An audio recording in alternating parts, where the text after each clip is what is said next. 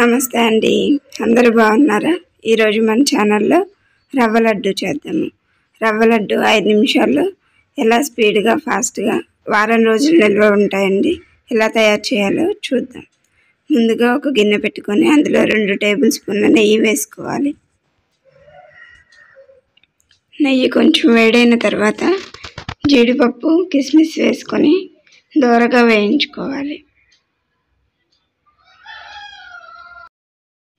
ఇవి వేగుతూ ఉన్నప్పుడు నేనైతే 1/2 కేజీ రవ్వ తీసుకుంటున్నాను. మీరు కప్పు కొలతల్లో అయినా తీసుకోండి. 2 కప్పులు రవ్వ,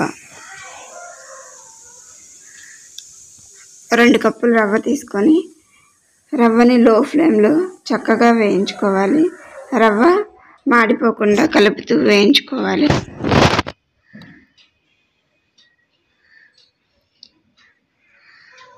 లైట్గా కలర్ చేంజ్ అయ్యి రవ్వ మంచి సువాసన వస్తుంది. అప్పుడు స్టవ్ ఆఫ్ చేసుకోవాలి. చూసారా, కలర్ చేంజ్ అయిందండి.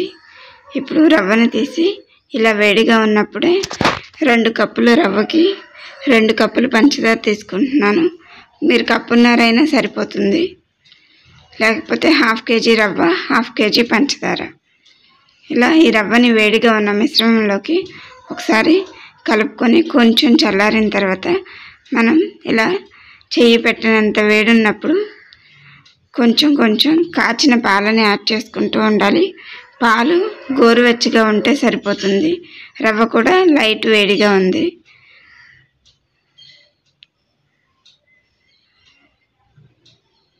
కొంచెం కొంచెం వేసుకొని కలుపుకుంటూ మన రవ్వకి ఉండకొచ్చేలాగా చేసుకోవాలి.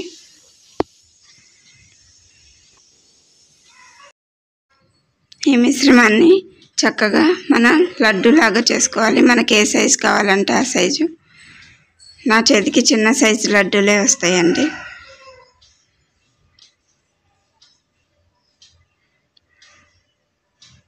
చూసారా, ఇలా లడ్డూలన్నిటినీ ఒక ప్లేట్లోకి తీసుకుందాము.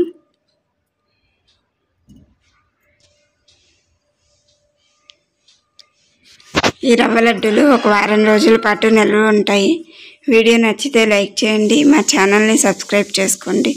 అలాగే ఈ వీడియో మీకు ఎలా అనిపించిందో కామెంట్ సెక్షన్లో తెలియజేయండి. Thank you.